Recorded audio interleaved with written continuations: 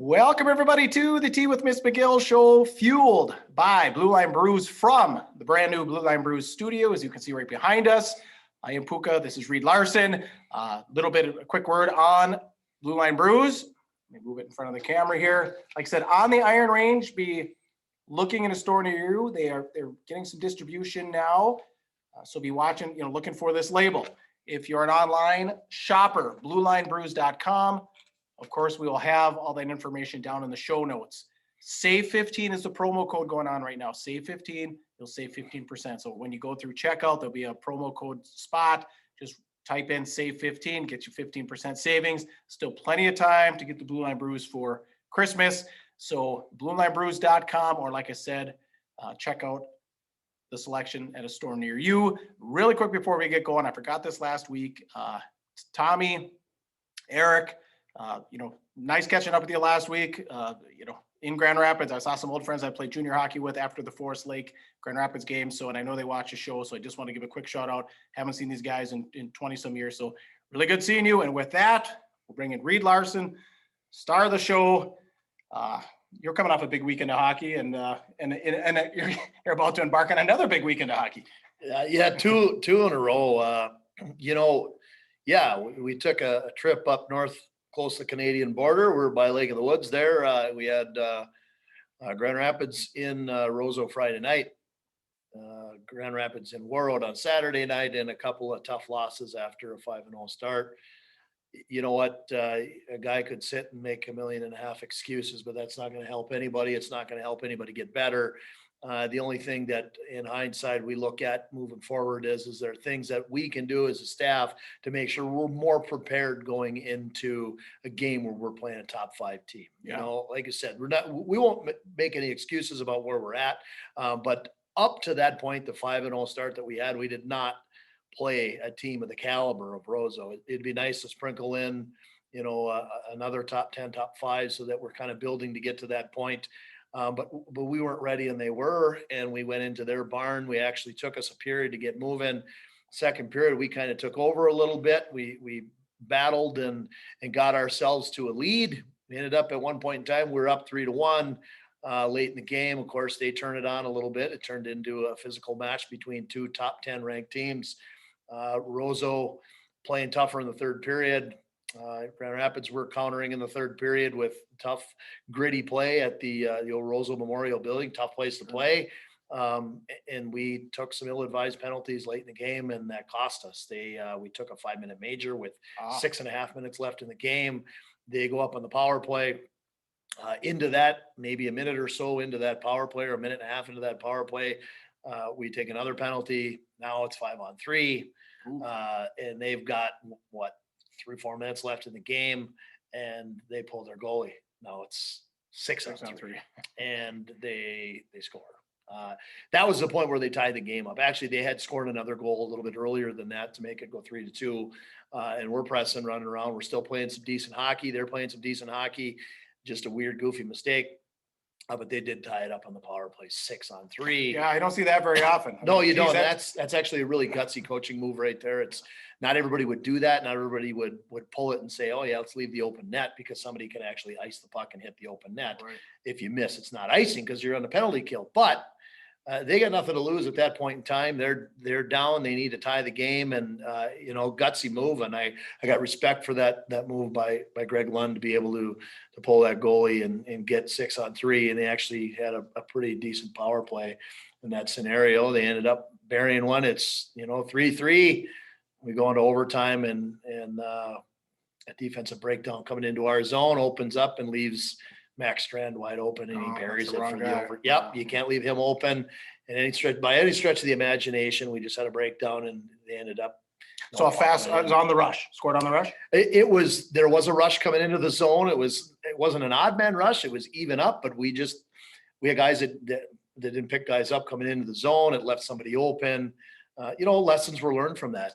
When you play top 10 teams, you can't get away with any kind of breakdown coming into your zone of any sort. And, no credit taken away from Roseau, but we got away with doing that early in the season at certain points, playing, some of the teams that we had on our schedule. And at any rate, there should be no excuses. We should play the right way all the time, and that's just the way it is. They got the win. We come in a Saturday night. Actually Saturday afternoon, we're playing Warroad, who's a top 5 ranked single A team in the state right now, and they've got some studs on their team. And we came in after a tough loss. I mean, we had our first loss handed to us. We're 5-1 coming in there, and I think after a road trip and a overnight trip in at the resort, and who knows if guys slept good or not. Right. You just never know. And we go into the next game and we have a really slow start. Actually, Warroad jumps out to a 3-0 lead on us. And we come back, the rest of the game, we're battling back. We tie the game up, score 3 unanswered goals. We go into overtime. And again, just another shot where this time it wasn't necessarily a defensive breakdown. It was a shot. It was a miscue and a tip, and it kind of snuck behind goaltender Miles Gunderson and ended up in the back of the net. So 2 heartbreakers on the weekend. But to be honest with you, as a Rapids fan and a Rapids coach on the staff, it's a humbling weekend. Something maybe that you don't say maybe you need it. Maybe you did. Maybe at the time, maybe we did need that going into the weekend that we have coming up. Yeah, right. Yeah. And we're going to touch on that a little bit here at the end of the podcast or on the show. So I want to back up just a little bit. Roseau. So coaching change, obviously, this year. Been a while since they've been to the state tournament. I remember talking to a couple of buddies a couple of years ago. Although they liked Lumbaugh, I'm like, hey, but he ain't getting us to state. So the question is, 5-1 start. Now they had a 4-3 loss to Andover. But is Roseau hockey back? Oh, Roseau hockey's good. They're good this year. They've got the crew to be able to walk through Section 8 AA and be able to make some noise. They did have a close call with Moorhead earlier in the week. Tuesday night they had a matchup with Moorhead. They ended up beating Moorhead 6-5. But Moorhead has been up and down. Honestly, Moorhead's a year away from, I think making that next state tournament trip. I could be wrong, but I think they're a year away, to be honest with you. I think next year is really when Moorhead's going to be good. And so is Roseau still going to be good. They graduate a pretty decent class.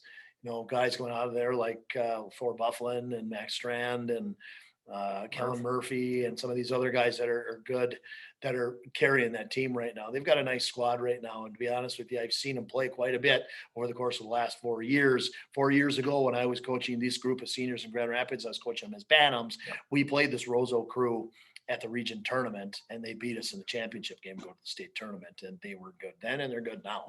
The coaching change, it is what it is. I mean, up in that situation, there's a Lund everywhere you turn around. There's a Lumbum everywhere you turn around, and now add a Murphy to the mix. You got Greg Lund on there. You got Billy Lund, who jumped back onto the staff. Greg's the older brother. And Billy. Then you got Tom Murphy, who jumps on there, who of course is the uncle of both Garrett Dratz and Bauer Murphy on our team. So it's kind of interesting. You got all these cousins playing against each other on a Friday night. Yeah. What 80? Murph's an 88 Rapids grad. I couldn't even answer that question. I know he's late 80s, but I couldn't answer that question exactly. I just know he's a graduate of Grand Rapids and he played here, and he was a heck of a hockey player. Yeah, okay. All right, let's turn over to Warroad.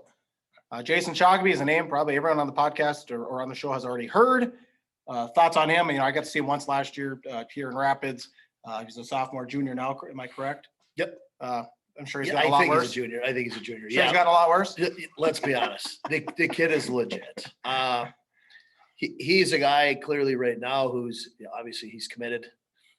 He is. Okay, I think he's committed to. Don't quote me now. Gosh, now I'm thinking, is he committed there? Isn't he committed? I've got to back up. I don't 100% know. I thought I saw that there was a commitment there when I was looking at the flow chart when we were calling the game. I called the game on the radio with G.O.A.T. Now I can't remember exactly. I saw that there was a commitment there, but now I can't remember who it is. Well, we can dig that up. But at any rate, he should be. He's the kind of guy that will control the game by slowing it down. He's so patient. He thinks the game. He sees the game. When there's a team that they're playing against where there's speed, he does the best he can to take the speed away. He's got so much patience with the puck. He sees the ice. He opens it up. And of course, in Warroad, you got a bigger sheet of ice. Right.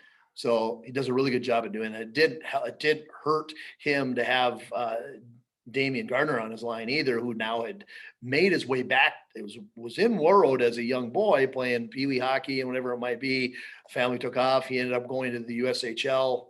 He played in the USHL last year, came home, back to Warroad. He's back in. This is another Division I player. Yeah, sure. So that doesn't hurt either. A couple other players on that team, obviously, goaltender Kinski was unbelievable in that game. He made the saves that he should have made, and he made a whole bunch of saves that he shouldn't have made. Okay. So when you do that, obviously you're giving yourself a really good chance to win a hockey game. Dane Shogamy is, or excuse me, I'm thinking of another Shogamy. That's a cousin. Oh, okay. This Shogamy Jason Shogamy is the real deal. Yeah. Okay. That's what I kind of figured. We touched a little bit on the goalie. I know that you guys were kind of singing the praises there on the radio. So yeah, off to a 5-0 start here, Warroad. So looking really good again. All right. Quick word. Yeah. So Minnesota hockey camp. Yeah. So I'm going to switch hats here right now, just for a little bit. I do that from time to time to make sure that I get our advertisements in there. And this is Minnesota hockey camps. Minnesota hockey camps is located in Breezy Point, Minnesota. This is the home of the new home of former Minnesota hockey camps. It used to be in Nissawat, the Minnewawa Lodge. Now, new ownership, Chris Stewart, Craig Larson, Tony Massieri bought this from the Garillo family, moved it into Breezy Point. This is a summer training and hockey camp, and well known as the hockey camp where the pros go. Right. And names like TJ Oshie, names like Scott Hartnell, Chris Stewart. These are the guys that train there in the summertime. If you're looking for a great place in the summer to better your game of hockey, there's no better place to go in the state of Minnesota than the Minnesota hockey camps. You go there, you train with guys like my brother Craig, who's running the camp. You train with other coaches like Mike Muller, who's the head coach of the Minnesota Fighting Loons, or the Minnesota Loons, NA3HL. These guys are at this camp all throughout the entire time that the camp is running. That's 10 weeks that they run it through the summer. Last year was 8 weeks. Now they're adding a couple more weeks to the camp. Okay. And great food. Yeah, Massieri's restaurant. They make sure that they bring the food in there, cater into the dorms, and they've got that connection with co-owner Tony Massieri. Yeah. So Minnesota Hockey Camps, look it up, Minnesota Hockey Camps, mnhockeycamps.com, in conjunction with the Minnesota Loons. Awesome. All right. Thank you. All right. A couple more games we covered. So I checked out on Thursday night last week, Greenway, Moose Lake. I don't know if I've ever seen Moose Lake play in a hockey game. It was kind of interesting. I knew they were red, white, and blue because, actually their girls program is pretty, pretty decent. I know they've given some of the single A teams here a run. So Greenway ends up pulling that one off 7-0, but I think the first period of play was pretty back and forth. And just one guy I just kind of wanted to mention was Thomas Vekic. He's a sophomore. I've got a son who's a sophomore, no longer plays hockey, but I remember, of course, we remember the Vekic name. Mike was a year older than me, but as a sophomore, I think I watched him play Rock Ridge, and I watched him play this game. Really kind of coming. I think he's feeling comfortable. He's coming into his own. Some 4-on-4 time, some power play time. So there's a guy that stuck out to me just a litlittle bit. So Greenway now 3-0 start. Yeah, I'm not surprised. You get into some great coaching. You got some talent coming from, the younger ages. Like you said, Greenway had a decent Bantam A team last year. Guys like Thomas Vekic comes in there. That's the younger brother of Claire Vekic, who plays at Bemidji State. Used to play for the GRG Lightning here, Grand Rapids Greenway. He's a good hockey player. He's fun to watch. Like I said, he's only a sophomore. He's coming into his own already early, but a well-coached hockey team, and the expectations in Greenway are what they are. I mean, they want to be ready to rock and roll every single year, giving themselves a chance to play in the section championship. If they keep doing what they're doing, they might find themselves there. We've got a chance to watch some of the other Section 7A teams play over the course of the last couple of weeks, which I'm sure we'll touch base on here later on. Yeah, absolutely. Absolutely. So Hermantown next tomorrow night for Greenway. So obviously going to be, it's in Greenway, tough. But you never know. Get a couple puck bounces and maybe something happens. Sam Plant out of the lineup. Yeah, when you got probably the best forward player in the state of Minnesota in Sam Plant, and he's out with another injury, that's unfortunate. You watch high school hockey and you hope to see, when you turn the TV on to watch, my nine games, or you flip on some of the streaming through iFan and all these, where you get a chance to watch some of these, you hope to see the best players. And right now, one of the best players isn't playing, he's injured again. And unfortunately for Sam, he's had kind of a run of some injuries in his career. Yeah. You think back to his first year Bantams. He had an injury in first year Bantams. Oh, really? That was, he was out when my Bantam AA team in Grand Rapids was playing. He was out and we beat him. Last year, he hurts his shoulder. He's out, takes a hit against Duluth East. He's out. This year, he hurt, I think it was his wrist now. So, I mean, he's had a run of some injuries, and it's unfortunate. You want to see the best players playing. Absolutely. Absolutely. All right. Green. Talk about Greenway. This is my ODR shirt. One of our partners here, Outdoor Rink Hockey, is what ODR stands for. 16-year-old entrepreneur out of Virginia, actually plays for the Rock Ridge High School team. You can find the ODR line exclusively at Iron Range Apparel in the Thunderbird Mall in Virginia. Yeah, that's my other hat that I Hats had on here a little bit earlier. Yeah. I'll put that one back on for a little bit. Tees, hats, they got all kinds of, Iron they got Range the apparel. stocking caps, they got all the stuff. So the Outdoor Rink, like I said, the young kids, if you want to support him, like I said, again, Christmas is coming, still plenty of time. Outdoor Rink Hockey at Iron Range Apparel in the Thunderbird Mall. All right, game you covered last night. We'll get back to some more Iron Range hockey here. Rock Ridge against Denfeld, first ever game at the Iron Trail Motors Entertainment and Convention Center. Like I said, you got to be there front and center. What'd you think? How was the crowd? All that good jazz. Well, decent crowd, a phenomenal building, unbelievable for that community. I should say those few communities. Now it's even Bob and I struggled a little bit during the game. We're calling that. Bob had been calling Blue Devil hockey games for 40 years. So he had to slip up in the middle of the game, said, Virginia, here we are in Virginia and the Blue Devil. And he had to stop himself because he almost said Blue Devils. And he corrected himself, said, sorry, folks, you have to understand. It's not that I'm hoping or wishing that it would have stayed the same. In fact, it should have happened a long time ago. But this is 40 years of calling Blue Devil hockey, and it's going to take me a minute. And there's a couple times where I'm ready to start talking. And of course, I was a former Blue Devil head coach. So a couple of times I start to talk and I'm ready to say something and catch myself before I even say it. Pause and Rock Ridge Wolverines. I'll tell you what, that rink is probably one of the best rinks in the northern part of the state of Minnesota right now. I honest to God think it is. There's only one complaint that I have as a broadcaster. When you are filming a game and up in the press box, I don't know who designed where the press box goes, but the press box is supposed to be on the opposite side of the players' benches. Yeah. So when we're looking out of the ice, we should see the ice and we should see players jumping over the box and be able to zoom in on coaches. And we were not able to do that because the benches are on the same side as the press box. So I don't know whose brainchild idea that was, but that's one complaint that I have. Otherwise, I really have no other complaints. That place is phenomenal to play. It was a decent crowd. I'd say there were about 1,000 people there last night. That's a pretty good crowd in Virginia to have a hockey game. Days, yeah. And there were open seats. So you can tell the building probably holds, 2,000. That's about what I thought when I said, and all kind of that lower bowl look, which will really get a lot of atmosphere if they could fill that up. Well, people are right on top of you when they fill it up, right? So, you get some of these big rivalry games when Hibbing comes there. There might be a few more people there. Maybe they can reel in some new rivalries. Of course, the old rivalry of Virginia playing Evelyn, that was always the one that brought the most people in the building. Now, you would think that everybody would go just like that because now Virginia and Evelyn are on the ice all the time. Right. So, at any rate, Bob and I talked about it last night in our during the game. Said, it is a great building, but we both sure hope that they continue at some way, shape, or form to still use and play some games at the Hippodrome. You don't have to play half and half, but get a couple of 2-3 games during the season, take them over to the Hippodrome. That still has to be used. It's one of the most historic rinks in the state of Minnesota, and it is now this year's the 100-year anniversary of it. Oh, really? Okay. Yep. Okay. Well, I plan getting on the ice there in a couple of days at the old Hip. So, all right, let's go back to the game then. So it's Rock Ridge, Denfeld. Rock Ridge showed some life, 3-2 heading into the third. And then the floodgates kind of opened for Denfeld there, but even, I don't know, I'd say 6-7 minutes into the third, Rock Ridge was still putting some rubber on the Denfeld goalie, but they just couldn't get one by him when they needed it to really keep within a couple of goals. Yeah. You know what? Early in the game, I actually thought Rock Ridge played a really good structure early on in the game. They were disciplined in the systems that Coach Ben Johnson wanted them to do.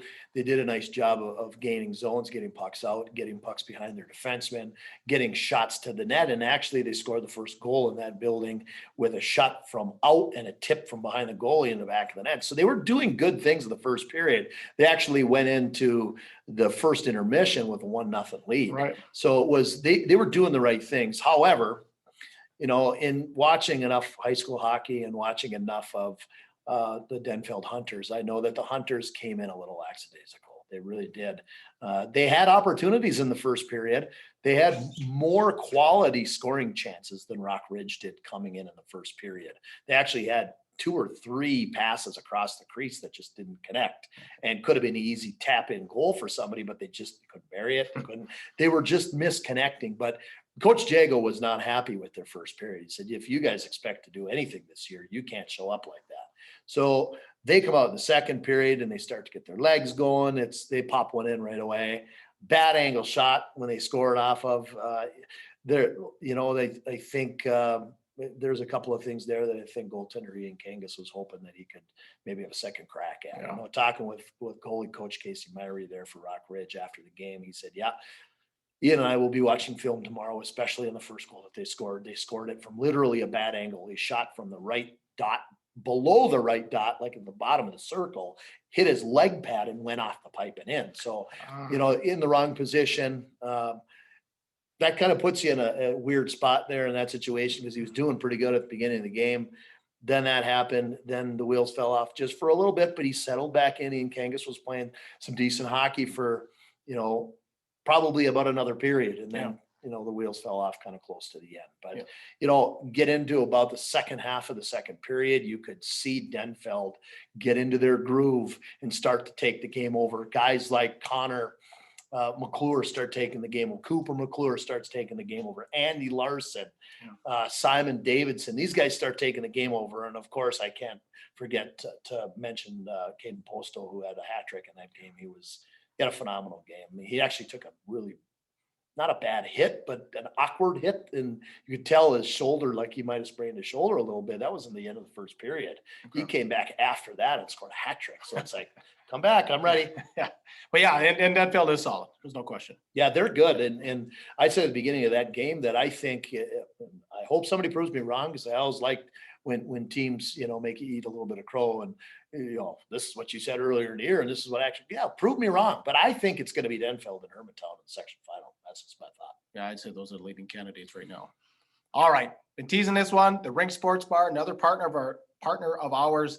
The gift card special is finally here. So here's the deal. Buy $50 in gift cards at the rink, get $10 in free gift cards. $100 purchase, get you $25 free. A $200 purchase, get you $50 free. So let's run that through again. $50 purchase, $10 free. $100 purchase, $25 free. $200 purchase, $50 free. So you can't pass it up. Again, gifting season, fantastic gift. The Rink Sports Bar in Eveleth, just off Highway 53, just down from the United States Hockey Hall of Fame. You can order online, the Rink Sports Bar and Grill.com, or give them a call, 248-8582. And like Puka said last time, it's only a pitching wedge shot for him from the Hockey Hall of Fame to the rink. Yeah, it is right there. Yeah. For Reed, it's a putter. You get it right there. No. Get it right there. No, my putter will still go only 2 feet. All right. So we kind of saw something for the record books in NHL. We're going to talk about the NHL too much, but we can't pass this one up. A very special goal. Sonny Milano. I'm going to have Reed describe the goal here in a minute there, but Sonny Milano scores a very unique goal from, is it Trevor Zegras, I believe. As for those of you know, the Michigan, he pulls a Michigan and actually passes to his buddy. These guys play for the Ducks. They're playing the Buffalo Sabres. You want to kind of, and you can search it online, but we want to touch base. If you want to walk through it just real quick. Yeah, this goes back to, I don't know if it was 95 or 96 NCAA tournament, where Mike Legg for the University of Michigan is the first one to do this. He's not the first one to actually do it. I mean, anybody who has enough wax on their stick can actually lay their stick down and do what they call a lacrosse play, where you pick the puck up and get it right up on your stick. Well, Mike Legg did this back in Yeah, it was a Frozen Four. I was watching that live and I didn't know what the 1996. heck happened. I had to watch a replay 5 times. Yeah, he's on the power play and he's behind the net. Nobody's pressuring him. So, all right, leave me here. That's fine. And any coach would say on the power play, that guy, it's not hurting you. Just let him stand behind the net with the puck. Well, Mike Legg decides to bloop, put his stick down on top of it, lift the puck up and reach around the net and stuff it in the upper corner. So he's got it laying on a stick. Well, same thing happened. Now, so many people have tried this over the last couple of decades here now, trying to figure out how they can do it. And this was an NHL player that decided to do it. And he sees the same play transpire. Yeah, he's early in the period. I'm sure puck's not wet, his stick's not wet. He doesn't have enough snow on it. He's probably still got a decent amount of wax on his stick. Boop, he can lift the puck up and he's ready to do a little lacrosse move. And I think that's what his intention was to do it. But he sees out of the corner of his eye a defender to his right, who I'm sure people are like, yeah, well, if you're going to do that, I'm just going to smack your stick. So a guy from over here tries to smack his stick and he sees it coming. He pushes the puck off of his stick and passes it through the air over the top of the net crossbar and bink. Sonny Milano knocks it out of the air. Goal that way. Yeah. Questionable on the high stick, but I'm glad they didn't call anything just because, if it would have been called off, it wouldn't have been, I think I've heard it's over 50 million views online already. So I'm glad it didn't, just because it's good for the sport to kind of get some people. Well, yeah, it's exciting. Anytime somebody does something special like that in a game and it goes viral, it just makes the game just explode. And, questionable high stick or not, as long as the guy hits the puck after it lowers below the crossbar, if he's patient enough, the puck goes over the top of the crossbar. He waits. It's lowered in the crossbar. Pink. Now you can knock it in. Yeah. Well, what would be the interesting thing is if these guys, you start working on that as like a power play situation. I mean? Yeah. What if in 5 years that's kind of something you got to watch for? Watch for that pass that's going to come over. I mean, I don't think so, but you just never know. I don't know. There's a lot of words back in the 90s, late 90s and early 2000s where people were trying to do it all the time and lots of goals were scored doing that. And people were saying, well, they're going to make a rule. Like you can't pick the puck up and carry it like that, or they're going to blow the whistles. Nobody made a rule. They didn't. Right. They still kept it and left it there. Well, I remember it was devastating because that was the year 96 to go for, Brian Bonin wins the Hobie Baker. The Gophers are supposed to at least go to the national championship game and get eliminated in the Frozen Four against Michigan. And there are many people that have said that was the game that was Doug Woog's. That from that point on, it was fire Doug Woog. I mean, that was kind of the demise because that team, and to lose, on that goal, like I said, it was so revolutionary at the time. I remember it happened. Like, what just happened? Yeah. And Steve DeBus was the goalie. I was going to say, watch the replay. Oh my God. Is that where they started the go start the bus? I think they might. They might have. Yeah, they might have. Go start the bus. Yeah, go start the bus. They were. But yeah, it was that could possibly have been the goal that kind of put the first nail in the coffee for Coach Doug Woog's career at the University of Minnesota. All right, just a couple of scores to run through here for the week. We'll get into our previews. International Falls with a 5-3 loss to Williston. Proctor 2, Cloquet 4. That was last night. Ely 6, Moose Lake 0. Like the Moose Lake stuck around. They had the Greenway on Thursday, Ely on Friday. Giddy Up Award to Cole Macho, 4-point game for Ely. Nice. Northern Lakes 8-0 win over Becker Big Lake. The Rock Ridge Wolverines, this was their first program win, so I wanted to mention this. 6-0 over Lake of the Woods when they were up on the border, along with Grand Rapids over the weekend. And time for some previews here. Why don't you go first, since I've been doing so much talking here. Big weekend in the cities for your program. Yeah, so Grand Rapids heads down tomorrow. We leave. Hopefully weather doesn't hinder what's going to happen with the Edina Classic, but this has been tradition in Grand Rapids for a number of years where we go down and play some of the top teams in the state of Minnesota. We go down for a Thursday, Friday, Saturday weekend. It's our holiday classic that we go to tomorrow night at, I believe, 8:00. The varsity will be playing Edina. Then Friday night we'll face off against Eden Prairie and Saturday against Elk River. And you do the math. You got number one in the state. We're seeing tomorrow night. You got Eden Prairie, which they may not be in the top 5 right now, but at some point in time during the year they will be. They always show up. Sure. So they're going to show up in the top 5 at some point. So that's going to be one heck of a game. And of course, Elk River. We've had battles with Elk River over the years. Back and forth, even if people say, well, this isn't Elk River's year. It doesn't matter if it's their year or not. They always have good games with Grand Rapids. Every time we played them, it's been good games. So it's a big weekend for us because we're coming off of a disappointing couple of losses last week. And I think we can take lessons and learn from our experiences from last weekend. I think maybe some might say, well, maybe it was the right time to get a loss or two under your belt so that you can rejuvenate, you can get your teachable moments with your players, and you can move on and start climbing and start making a playoff run early. And, maybe it was, maybe it wasn't. I think at any rate, regardless if we win or we get swept last weekend, we're coming down to play Edina, and we got our work cut out for us no matter what. Edina is number one in the state for a reason, because they've got a number of Division I candidates and NHL draft picks on their team right now that'll be drafted this year. So bottom line is Grand Rapids is going to have to be at the top of their game. And we know what to expect from Edina. They are going to be fast. They're going to be crafty, and they're well coached. Sure. Oh yeah. Yeah. Like you said, your term, they don't rebuild, they just reload. And that definitely is the Edina Hornets are. The one I got my eye on is Hibbing at Duluth Marshall this weekend. So Hibbing, by the way, Hibbing's games over the weekend were canceled. They were supposed to go down to Rochester and Red Wing. And of course, with the storm that came through last week, they canceled those games. They're out of action. So obviously they got kind of a little bit of a break here. And plus they're going to play a AA school. And the reason I got my eye on it, for those of you that have been watching high school hockey up here for, over the past decade and a half, I think it was like 2002 until about 2012. And somebody comment here, because some of you know, please put in the comments. Hibbing made it to the 7A section finals from like 2002 until, I don't know, 2000, maybe 12, 13, somewhere in there with Coach DeCenzo. And many of those 7A matchups were against the Hilltoppers. So they kind of developed quite a rivalry over that time. So I'm just interested to see, Hibbing getting their legs back and watching what, kind of was a rivalry game. And I know Coach Jamnik, who's on the bench for Hibbing, he was in those years when there were some battles against Duluth Marshall. So I don't think there's any love lost there. So I kind of got my eye on that. Hibbing going up against a AA school there on Saturday down in Duluth. All right. Anything else? No, it should be good. I know that in your notes there, we promised that we'd start doing this since we've got start getting some sponsorships from over the Brainerd Lakes area. Actually, last week, since we last spoke, Brainerd and Northern Lakes played at Brainerd. And Northern Lakes came out with a win over Brainerd. First time that program has.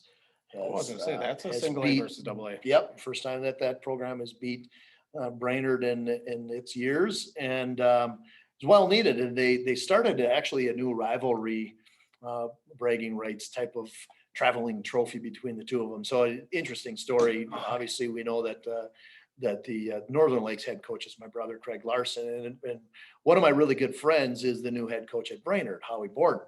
So they're obviously really good buddies. They live close by. Howie lives in Baxter, and my brother lives in Nisswa, and they're close and they see each other quite often. But they said, this is going to be good for hockey in the area. Finally, these teams are playing each other again.